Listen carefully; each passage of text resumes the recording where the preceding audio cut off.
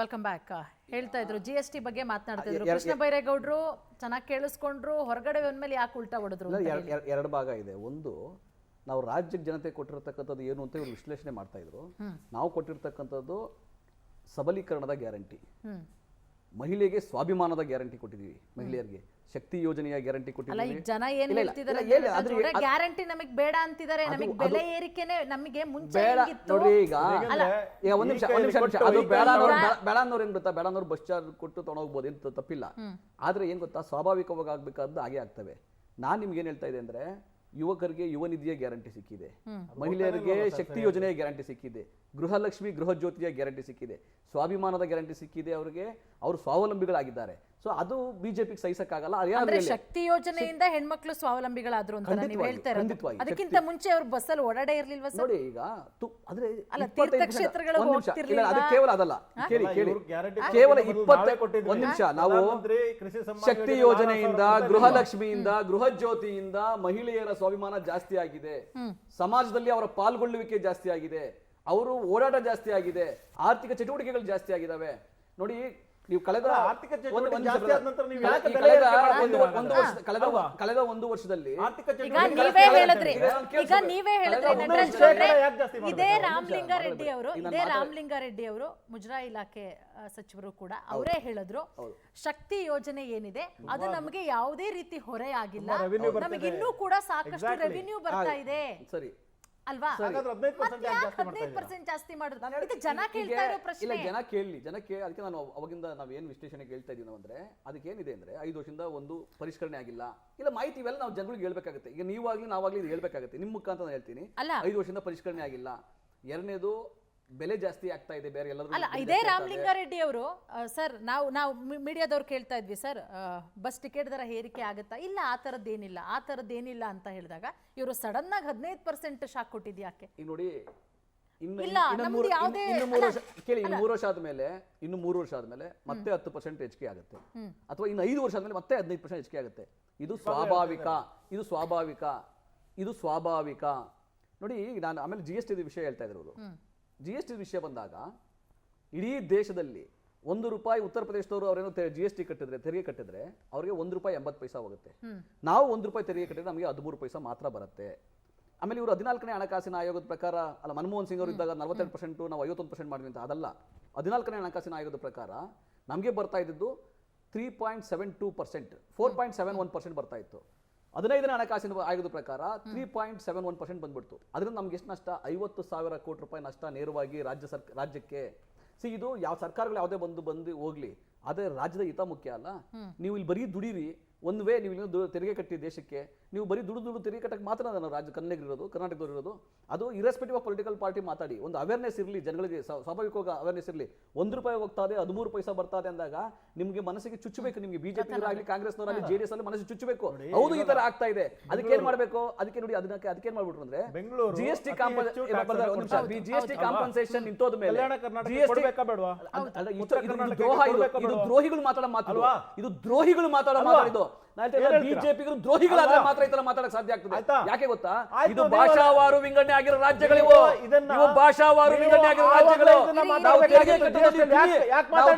ಅಲ್ಲಿ ಬರೀ ಅದಾನಿ ಅಂಬಾನಿಯ ಗುಲಾಮಗಿರಿ ಮಾಡಕ ಮೋದಿ ಇರೋದಲ್ಲಿ, ಅದಾನಿ ಅಂಬಾನಿಯ ಗುಲಾಮಗಿರಿ ಮಾಡಕ ಮೋದಿ ಇರೋದು. ಸುಮಾರು 12,000 ಕೋಟಿ, 12 ಲಕ್ಷ ಕೋಟಿ ರೂಪಾಯಿ, 12 ಲಕ್ಷ ಕೋಟಿ ರೂಪಾಯಿ ಸಾಲ ಮನ್ನಾ ಮಾಡಿದ್ರೆ ನೀವು ಇಲ್ಲಿ. ಪೂರ್ಣಿಮವರೇ, 12 ಲಕ್ಷ ಕೋಟಿ ರೂಪಾಯಿ ಸಾಲ ಮನ್ನಾ ಮಾಡಿದ್ದಾರೆ.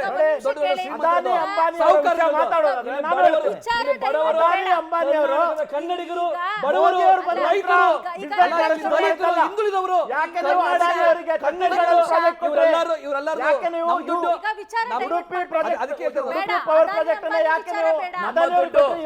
ಕರ್ನಾಟಕದ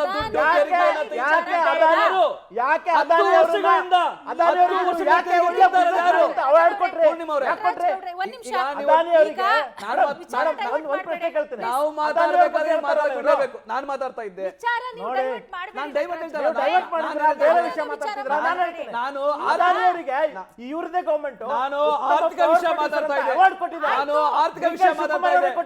ಬಿಜೆಪಿ ನಾಯಕರಿಗೆ ದಮ್ಮಿದ್ರೆ ಬಿಜೆಪಿ ನಾಯಕರಿಗೆ ದಮ್ಮಿದ್ರೆ, ಬಿಜೆಪಿ ಕೇಂದ್ರ ಸಚಿವರಿಗೆ ದಮ್ಮಿದ್ರೆ, ಬಿಜೆಪಿ ದಮ್ಮಿದ್ರೆ ರಾಜ್ಯದ ಹಿತವನ್ನ ಕಾಪಾಡಲಿ, ರಾಜ್ಯದ ಹಿತವನ್ನ ಕಾಪಾಡಲಿ. ಇಲ್ಲ ಪೂರ್ಣಿಮರೇ, ನಾನು ಸೆಂಟೆನ್ಸ್ ಕಿರ್ಚಾಡೋದ್ರಿಂದ ಜನಗಳಿಗೆ ಏನು ಮೆಸೇಜ್ ಅದಕ್ಕೆ ನಮ್ಮ ವಿಷಯ ಬಿಟ್ಬಿಡಿ. ನಮ್ಮ ವಿಷಯ ಏನು ಒಂದ್ ಗೊತ್ತಾ? ನಿಮಿಷ, ಈಗ ಅದಾನಿ ಅಂಬಾನಿ ವಿಚಾರ ನಮಗೆ ಬೇಡ, ನಮ್ದು ಆರ್ಥಿಕತೆ ಅದಾನಿ ಅಂಬಾನಿ ವಿಷಯ ರಾಜ್ಯದ ಮಾತಾಡ್ಲಿ, ಆರ್ಥಿಕತೆ. ನಾನು ರಾಜ್ಯದ ಅದಾನಿ ಅಂಬಾನಿ ವಿಷಯನ ನಾನು ನಾನು ಹೇಳ್ತೇನೆ. ರಾಜ್ಯದ ನೋಡಿ ಇವ್ರು ಯಾವ್ದೋ ಪ್ರಾಜೆಕ್ಟ್ ಅದಾನಿ ಅವರಿಗೆ ಕೊಟ್ಟಿಲ್ಲ ಅಂತ ಹೇಳ್ತೀನಿ. ಗೊತ್ತಿಲ್ಲ ಪಾಪ, ಹೇಳ್ತೀನಿ ನಾನು ಹೇಳ್ತೀನಿ. ವ್ಯಾಪಾರ ಯಾರು ಮಾಡ್ಲಿ, ಮತ್ತೆ? ನೀವು ನಮ್ಮ ತೆರಿಗೆ ತಗೊಂಡೋಗಿ ಯಾರು ಕೊಡ್ತಾ ಇದ್ರೆ ಹೇಳಿ 10 ವರ್ಷಗಳಿಂದ? ಈ ಆರ್ಗ್ಯುಮೆಂಟ್ ಪೂರ್ಣಿಮರೇ, ಒಂದ್ ನಿಮಿಷ ಅದು ವೆರಿ ರಿಡಿಕ್ಯುಲಸ್. ಈಗ ಯಾಕೆ ಈಗ ಹೇಳ್ತೀನಿ ಏನ್ ಕೇಳಿ. ಗೊತ್ತಾ? ಈಗ ಅದಾನಿ ಅವರಿಗೆ ಎಷ್ಟು ಇದು ಕೊಟ್ಟಿದ್ದು ಯಾರು ಹೇಳ್ಬೇಕಾ ನಿಮ್ಗೆ? ನೀವು ಜೀವ ಮಾಡ್ತೀರಾ ಹಾಗಾದ್ರೆ? ಹೇಳ್ತೀನಿ, ಅದಕ್ಕೂ ಹೇಳ್ತೀನಿ. ನರೇಂದ್ರ ಮೋದಿ ಅವರು ಜೀತ ಮಾಡ್ಬೇಕಾ ಅದಾನಿದು? ಕೂಗಾಡಿದ್ರೆ ಯಾವ್ದು ಸುಳ್ಳು ಅಲ್ಲ, ಸತ್ಯ ಆಗಲ್ಲ ಸತ್ಯನೇ ಅದು, ಸರ್. ಸತ್ಯನೇ ಅದು. ಕೂಗಾಡಿದ್ರೆ ಸುಳ್ಳು ಸತ್ಯ ಆಗಲ್ಲ. ಒಂದ್ ನಿಮಿಷ ನಾನು ಮಾತಾಡ ನಟರಾಜ್ ಗೌಡ್ರೆ, ಇಂಡೋನೇಷ್ಯಾದಲ್ಲಿ ಈಗ ರತನ್ ಅವ್ರೆ, ಬೇಡ ನಟರಾಜ್, ಬಿಟ್ಬಿಡಿ ಮೈನಿಂಗ್ ಅದು. ಲೈಸೆನ್ಸ್ ಅನ್ನ ಅದನ್ನ ಅದಾನಿ ಬಿಡಿ, ಆ ಅವರಿಗೆ topic ಕೊಟ್ಟಿದ್ದು ಬಿಡಿ. ಕಾಂಗ್ರೆಸ್ನವರು, ಆ ಮನಮೋಹನ್ topic ಸಿಂಗ್ ಬಿಡಿ. ಗವರ್ಮೆಂಟ್. ಯಾಕೆ ಕೊಟ್ರಿ ಇವರು ಅದಾನಿ ಮೇಲೆ ಅಷ್ಟೊಂದು ದ್ವೇಷ ಇದ್ರೆ? ಬಿಡಿ, ಆ topic ಛತ್ತೀಸ್ಗಢಲ್ಲಿ ಪೋರ್ಟ್ ಕೊಟ್ಟು, ನಮ್ಮ ದ್ವೇಷ ಅಲ್ಲ. ಛತ್ತೀಸ್ಗಢಲ್ಲಿ ಯಾಕೆ ನೀವು ಪೋರ್ಟ್ ಕೊಟ್ರಿ? ಅವ್ರು ಜೀತ ಮಾಡ್ತಾ ಇದ್ರೆ ನೀವು. ಛತ್ತೀಸ್ಗಢಲ್ಲಿ ಯಾಕೆ ಪೋರ್ಟ್ ಈಗ- ಕೊಟ್ರಿ? ಈಗ ಒಂದ್ ನಿಮಿಷ ಆನಂತರ ಕರ್ನಾಟಕದಲ್ಲಿ ಉಡುಪಿ ಪವರ್ ಕಾರ್ಪೊರೇಷನ್ ಲಿಮಿಟೆಡ್ ಅದರಲ್ಲಿ ಉತ್ತಮವಾದಂತ ಇದು ಏನೋ ಪವರ್ ಪ್ರೊಡಕ್ಷನ್ ಮಾಡ್ತಾರೆ ಅಂತ ಹೇಳ್ಕೊಂಡು ಹಿಂದಿನ ಸಿದ್ದರಾಮಯ್ಯ ಅವರ ಸರ್ಕಾರದವರು ಅದಾನಿ ಅವರ ಕಂಪನಿಯನ್ನು ಕರೆದು ಆಯ್ತು, ಈಗ ಅವರಿಗೆ ಅವಾರ್ಡ್ ಈಗ ಕೊಟ್ಟಿದ್ದಾರೆ. ಸುಮ್ನೆ ಯಾಕ್ time ಅದು kill ಕೊಟ್ಟಿದ್ದಾರೆ ಮಾಡ್ತೀರಾ? ಗೊತ್ತಾ? ವಿಚಾರ- ಡಿ ಕೆ ವಿಚಾರ ಶಿವಕುಮಾರ್ ಇರೋದೇ ಅವರೇ ಮಾತಾಡಿ. ನಿಂತ್ಕೊಂಡು ಕೊಟ್ಟಿದ್ದಾರೆ. ಯಾಕೆ ಕೊಟ್ರಿ ಹಾಗಾದ್ರೆ ನೀವು? ಅಲ್ಲ ರೀ, ಒಂದ್ ಯಾಕೆ ನಿಮಿಷ. ಕೊಟ್ರಿ? ಅಲ್ಲ ಅವ್ರು ಸುಮ್ನೆ- ಕೊಟ್ಟ ನೀವು ಗುಲಾಮಗಿರಿ ಮಾಡ್ತೀರಾ ನೀವು? ನಾವೇನ್ ಜೀತ ಮಾಡ್ತೀರಾ ನೀವು? ಗುಲಾಮಗಿರಿ ಅನ್ನೋದು ನಿಮಗೆ ಅದಾನಿಗೆ ಯಾಕೆ ಜೀತ ಮಾಡ್ತೀರಾ? ಬಳುವಳಿ Why ಅದು. are you serving Adani? ನಿಮ್ದು ನೆಹರು Why are you ಫ್ಯಾಮಿಲಿಗೆ living? ಗುಲಾಮಗಿರಿ ಬಂದ ಬಳುವಳಿ ಅದು. ಸೆಕ್ಯೂರಿಟಿ ಗಾರ್ಡ್ ಆಗಿದ್ದೀರಲ್ರಿ ಕಾಂಗ್ರೆಸ್ ಅದಾನಿಗೆ? ಪಕ್ಷದವರು ಬಂದ ಬಳುವಳಿ ದೇಶದ ಗುಲಾಮಗಿರಿ. ದೇಶದ ಗುಲಾಮಗಿರಿ ಅನ್ನೋದು security ನಿಮಗೆ guard ಆಗಿದ್ದೀರ suitable ಅದಾನಿ word. ಮನೆಗೆ. ಗುಲಾಮಗಿರಿ ಅನ್ನೋದು ಅದಾನಿಯ ಕಚೇರಿಗೆ ಕಾಂಗ್ರೆಸ್ನವರಿಗೆ suitable word. ಚೌಕಿದಾರ ಆಗಿದ್ದೀರಿ ನೀವು. ನೆಹರು ಫ್ಯಾಮಿಲಿ ನೀವೇ ಗುಲಾಮರು. ಕಚ್ಚಾಡ್ಕೊಳ್ಳಿ. ಕಾಂಗ್ರೆಸ್ನವರು. ಅದಕ್ಕೆ ಒಂದ್ ನಿಮಿಷ, ನಾನು ನೀವು ಮಾತಾಡ್ಬೇಕು. ವಿಚಾರ divert ನೆಹರು ಮಾಡ್ಬೇಡಿ. ನೆಹರು ಫ್ಯಾಮಿಲಿ ಒಂದ್ ಗುಲಾಮರು ನಿಮಿಷ ಇರಿ. ಕಾಂಗ್ರೆಸ್ನವರು. ಇರಿ ರತನ್ ಅವರೇ, ಅದಕ್ಕೆ ಸಂಬಂಧಪಟ್ಟಂತ ಡಿಬೇಟ್ ಮಾತಾಡೋಣ. ಇವಾಗ ಇರೋ ವಿಚಾರಗಳ ಬಗ್ಗೆ ಮಾತಾಡಿ. ಯಾಕೆ ಡೈವರ್ಟ್ ಮಾಡ್ತೀರಾ? ಯಾಕೆ ಮಾತಾಡ್ಬೇಕು? Time- ಯಾಕಂದ್ರೆ ಉತ್ತರ ಕೊಡಕ್ಕಾಗಲ್ಲ, divert ಮಾಡ್ತಾ ಇದ್ದಾರೆ. ನಾನು GST ಬಗ್ಗೆ ಉತ್ತರ ಮಾತಾಡ್ಬೇಕು. ಕೊಡಕ್ಕಾಗ್ತಿಲ್ಲ, ಡೈವರ್ಟ್ ಮಾಡ್ತಾ ಇದ್ದಾರೆ. ಕೇಳಿಸ್ಕೊಳ್ರಿ. ಅದಾನಿ ಒಂದ್ ಅಂದ ನಿಮಿಷ. ಅಂಬಾನಿ ಅಂತ ನಾನು ಹೇಳ್ಕೊಂಡು ಹೇಳ್ತೀನಿ ನಿಜ ರೀ. ಒಂದ್ ನಿಮಿಷ. ಮೋದಿ is the servant ದರ of ಅದಾನಿ. ದರ ಏರಿಕೆ ಮೋದಿ ಅದನ್ನ servant of ಮಾತಾಡಕ್ಕೆ Adani. I am telling you ಅದಕ್ಕೋಸ್ಕರ. truth. That's the truth. Congress is He the is selling, servant, he is Ghulam selling, of he is ಒಂದ್ selling ನಿಮಿಷ. the entire Nehru India to family. Adani and Sonia Ambani. Gandhi. He is becoming a wind up puppet. ಮಾಡಿ. Italy ಮಾತೆ ಗುಲಾಮ್ರು ಕಾಂಗ್ರೆಸ್ ಪಕ್ಷದವರು. Italy ಮಾತೆ Antonio minor ಅವರ ಗುಲಾಮ್ರು ಕಾಂಗ್ರೆಸ್ನವರು. ಇರಿ ರತನ್ ಅವರೇ, ಗೋಷ್ಠಿಯ ಸಂತತಿಗಳ್ರಿ ವಿಚಾರ ಬಿಜೆಪಿ. ಡೈವರ್ಟ್ ಮಾಡಬೇಡ್ರಿ. ಅದಕ್ಕೆ ಬೇರೆ ಮಾತಾಡಕ್ ಬಿಡಿ. ಸಪರೇಟ್ ಆಗಿ ಒಂದ್ ನಿಮಿಷ, ಅದಕ್ಕೆ ನಾನು- ಬೇರೆ ಸಪರೇಟ್ ಡಿಬೇಟ್ ಮಾಡೋಣ. ಇವತ್ತಿನ ವಿಚಾರದ ಬಗ್ಗೆ ಮಾತಾಡಿ. ಫೈನಲ್ ಆಗಿ ರತನ್ ಅವರೇ ಪೂರ್ಣಿಮಾ ಏನ್ ಹೇಳ್ತೀರಾ? ಒಂದ್ ನಿಮಿಷ. ಮುಂದಿನ ದಿನಗಳಲ್ಲಿ ಬಿಜೆಪಿ ಹೋರಾಟ ಹೆಂಗಿರುತ್ತೆ? ಬೆಲೆ ಏರಿಕೆ ಆಗಿದೆ, 15% ಏರಿಕೆ ಮಾಡಿದ್ದಾರೆ. ನಾಳೆಯಿಂದನೇ ಯಾವ ರೀತಿ ಇರುತ್ತೆ ಹೋರಾಟ? ಅದ್ರ ಬಗ್ಗೆ ಹೇಳಿ. ನೋಡಿ, ಮೂಡ ಹಗರಣ ಇರಬಹುದು, ವಾಲ್ಮೀಕಿ ಹಗರಣ ಇರಬಹುದು, ಇನ್ನೂ ಹಲವಾರು ಹಗರಣದ ವಿರುದ್ಧ ಬಿಜೆಪಿ ಫ್ರಾಮ್ ಡೇ 1 ಹೋರಾಟವನ್ನ ಕೈಗೊಂಡಿದೆ. ಅದಾದ ನಂತರ ಮೊನ್ನಿತ್ತೀಚೆಗೆ ಆದಂತ ಸರ್ಕಾರಿ ಅಧಿಕಾರಿಗಳ ಆತ್ಮಹತ್ಯೆ ಇರಬಹುದು, ಹಸುಗೂಸುಗಳ ಬಾಣಂತಿಯರ ಸಾವು, ಹಸುಗೂಸುಗಳ ಸಾವು ಇರಬಹುದು. ಅದರ ಬಗ್ಗೆ ನಾವು ದಿನಂಪ್ರತಿ ಹೋರಾಟವನ್ನ ಮಾಡ್ತಿದ್ವಿ ಇಡೀ ರಾಜ್ಯಾದ್ಯಂತ. ಇನ್ನು ಇವಾಗ ಇದು 15%, ಒಂದೆರಡಲ್ಲ, 1%, 2% ನೀವು ಆವಾಗಲೇ ಹೇಳಿದ್ರಿ. ಅದಾದ್ರೂ ಬೇರೆ ಬೆಲೆನೋ, ಇದು 15% ಒಂದೇ ಸಲ. ಅಂದ್ರೆ 100 ರೂಪಾಯಿ ಇದ್ರೆ 15 ರೂಪಾಯಿ, 115 ರೂಪಾಯಿ ಆಗುತ್ತೆ. ಇಷ್ಟೊಂದು ದೊಡ್ಡ ಬರೆಯನ್ನ ಎಳೆದಂತ ಕಾಂಗ್ರೆಸ್ ಪಕ್ಷದ ವಿರುದ್ಧ ನಾವು ದೊಡ್ಡ ಹೋರಾಟವನ್ನ, ಪ್ರತಿಭಟನೆಯನ್ನ ಮಾಡ್ಲಿಕ್ಕಿದ್ದೇವೆ. ಹಾಗೂ ರಾಜ್ಯದ ಬಡವರು ಹಾಗೂ ಮಧ್ಯಮದ ವರ್ಗದವರ ಜನರ ಪರ ನಾವು ಹೋರಾಟವನ್ನ ಮಾಡ್ಲಿಕ್ಕಿದ್ದೇವೆ ಹಾಗೂ ಅವರ ಪರ ನಿಲ್ಲಿಕ್ಕಿದ್ದೇವೆ. ನೋಡಿ, ಬಿಜೆಪಿ ಅವ್ರಿಗೆ ಯಾವತ್ತು ರೈತರ ಹಿತ ಗೊತ್ತಿಲ್ಲ, ಬಡವರ ಹಿತ ಗೊತ್ತಿಲ್ಲ, ಆಡಳಿತ ಗೊತ್ತಿಲ್ಲ. ಕೃಷಿ ಸಮ್ಮಾನ ನಾವೇ ಇವಾಗ ನಾನು ಮಾತಾಡಕ್ಕೆ ಸುಮ್ಮನೆ ನಾನು ಮಾತಾಡಕ್ಕೆ ಸುಮ್ಮನೆ ಅವ್ರಿಗೆ ಒಂದ್ ನಿಮಿಷ ಬಿಟ್ಬಿಡಿ ರತನ್ ಅವರೇ. ರಾಜ್ಯ ಸರ್ಕಾರವನ್ನ ಲೂಟಿ ಮಾಡಿ, ರಾಜ್ಯ ಸರ್ಕಾರದಲ್ಲಿರ್ತಕ್ಕಂಥ ಹಣವನ್ನೆಲ್ಲ ತಮ್ಮ ಖಜಾನೆಗಳಿಗೆ ಸೇರಿಸಿಕೊಂಡು, ಅಲ್ಲ ರೀ, ಸಾರಿಗೆ ಇಲಾಖೆಯಲ್ಲಿ 5,900 ಕೋಟಿ ರೂಪಾಯಿ ಸಾಲ ಬಿಟ್ಟು ಹೋಗಿದ್ದಾರೆ ಬಿಜೆಪಿಗರು. ಇವ್ರು ಯಾವ ನೈತಿಕತೆ ಇದೆ ಮಾತಾಡ್ಲಿಕ್ಕೆ? ನೀವೇನ್ ಮಾಡ್ತಿದ್ದೀರಾ ಹೇಳಿ ಸರ್? ಹಿಂದಿದೆಲ್ಲ ಹೇಳ್ಬೇಡಿ. ಇದು ತಪ್ಪಿದು. ನೀವು ಮಾತಾಡೋದು ಹಿಂದಿದೆಲ್ಲ ಹೇಳ್ಬೇಡಿ. ಅಲ್ಲ, ನೀವು ಮಾತಾಡೋದು ನೀವೀಗ ತಪ್ಪು. ಅವ್ರು ಮಾತಾಡ್ಬೇಕು, ನಾನು ಸೈಲೆಂಟ್ ಆಗಿದ್ದೆ. ನೀವು ಮಾತಾಡಕ್ ಬಿಟ್ಟಿಲ್ಲ ಅಂದ್ರೆ ಅರ್ಥ ಇದು? ನಟರಾಜ್ ಗೌಡ್ರೆ, ಏನ್ ಮಾತಾಡ್ತಿದ್ದೀರಾ ನೀವು? ನೀವೀಗ ಯಾಕೆ? ಏನ್ ಏನು? ಹೇಳ್ತಿದ್ದೀರಾ? 5,900 ಕೋಟಿ ಸರಿದೂಗ್ಸಕ್ಕೇನೆ ಈಗ ರಾಜ್ಯದ ಜನರ ಮೇಲೆ ನೀವು ಬರೆ ಹಾಕ್ತಾ ಇದ್ದೀರಾ. ಬರೇ ಅಲ್ಲ ರೀ, ರಾಜ್ಯದ ಇನ್ನೇನು ಸಾಲ ಮಾಡ್ಬೇಕಲ್ಲ. ಅಲ್ಲ, ನಾವು ಸಾಲ ಅವ್ರು ಜನಗಳ ಬಿಟ್ಟರೆ ಮೇಲೆ ಬರೆ ಅಲ್ಲ, ಹಾಕ್ತೀವಿ ಅವ್ರು ಅಷ್ಟೇ. ಮಾಡಿರ್ತಕ್ಕಂಥ Okay, thank you. ಭ್ರಷ್ಟಾಚಾರ, ಅವ್ರು ಮಾಡಿರೋ ಅಧೋಗತಿಯನ್ನ ನಾವು ಸರಿ ಮಾಡ್ಬೇಕಲ್ಲ ರಾಜ್ಯ ಜನತೆ. ಸರಿ, ಯಾಕೆ ಬಿಜೆಪಿ ಮಾಡಿರ್ತಕ್ಕಂತಹ ಅನಾಚಾರವನ್ನ ನಾವು ಸರಿ ಮಾಡಬೇಕು.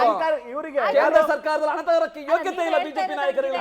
ಓಕೆ. ಅಲ್ಲ, ಕೇಂದ್ರ ಸರ್ಕಾರದಲ್ಲಿ ನಮ್ಮ ರಾಜ್ಯಕ್ಕೆ ಬರಬೇಕಾದ ಪಾಲು, ನಮ್ಮ ಪಾಲು, ನಮ್ಮ ಅನುದಾನ, ನಮ್ಮ ಹಕ್ಕುಗಳ ತರಕ್ಕೆ ಯೋಗ್ಯತೆ ಇಲ್ಲ ಬಿಜೆಪಿ ನಾಯಕರಿಗೆ. ಆಯ್ತು, ಇವರಿಗೆ thank you, ರೇಟ್ ಕೊಡಕ್ಕಾಗಿಲ್ಲ, ಅದಕ್ಕೋಸ್ಕರ ಮಾಡ್ತಿದ್ದಾರೆ ಓಕೆ, ಮೇಡಮ್. ಓಕೆ. ನೀವು ಯೋಗ್ಯತೆ ನಾವು ಕೊಟ್ಟಿದ್ದೀವಿ, ರೇಟ್ ಕೊಡಕ್ಕೆ ಹೇಳಿ. Okay, BJP thank you. 2 ವರ್ಷ ಆಯ್ತು, 2 ವರ್ಷ ಬಸವರಾಜ್ 2 ವರ್ಷ ಆಯ್ತು ನೀವು ಸರ್ಕಾರ ಮಾಡಿ. Thank you. ಅದೇ ಕಥೆ ಹೇಳ್ಬೇಡಿ. ಎಸ್, ಗಮನಿಸ್ತಾ ಇದೀವಿ ಈಗ ಆಲ್ರೆಡಿ 15% ಟಿಕೆಟ್ ದರ ಏರಿಕೆ ಮಾಡಿರೋದು, ಅದು ಜನವರಿ 5ರಿಂದನೇ ಜಾರಿ ಆಗ್ತಾ ಇದೆ. ಸಾಕಷ್ಟು ವಿರೋಧಗಳು ವ್ಯಕ್ತವಾಗ್ತಾ ಇದೆ, ಜನ ಸರ್ಕಾರಕ್ಕೆ ಹಿಡಿಶಾಪವನ್ನ ಹಾಕ್ತಾ ಇದ್ದಾರೆ. ಆದ್ರೆ ಕಾಂಗ್ರೆಸ್ನವರು ಬಿಜೆಪಿ ಮೇಲೆ ಗೂಬೆ ಕೂರಿಸ್ತಾ ಇದ್ದಾರೆ. ಸಾರಿಗೆ ಇಲಾಖೆ ನಷ್ಟದಲ್ಲಿರೋದಕ್ಕೆ ಕಾರಣ ಬಿಜೆಪಿ ಸರ್ಕಾರ ಅಧಿಕಾರದಲ್ಲಿರಬೇಕಾದ್ರೆ 5,900 ಕೋಟಿ ರೂಪಾಯಿ ಇತ್ತು, ಹಾಗಾಗಿ ಅದನ್ನ ಸರಿದೂಗ್ಸಕ್ಕೋಸ್ಕರ ಈಗ ಬೆಲೆ ಏರಿಕೆ ಮಾಡಲಾಗಿದೆ ಅಂತ ಹೇಳಿ ಕಾಂಗ್ರೆಸ್ ಸಮರ್ಥನೆ ಮಾಡ್ಕೊಳ್ತಾ ಇರೋದು. ಈ ನಿಟ್ಟಿನಲ್ಲಿ ಮುಂದಿನ ದಿನಗಳಲ್ಲಿ ಬಿಜೆಪಿಯ ಹೋರಾಟ ಯಾವ ರೀತಿ ಇರುತ್ತೆ ಅನ್ನೋದನ್ನ ಕಾದ್ ನೋಡ್ಬೇಕಾಗತ್ತೆ.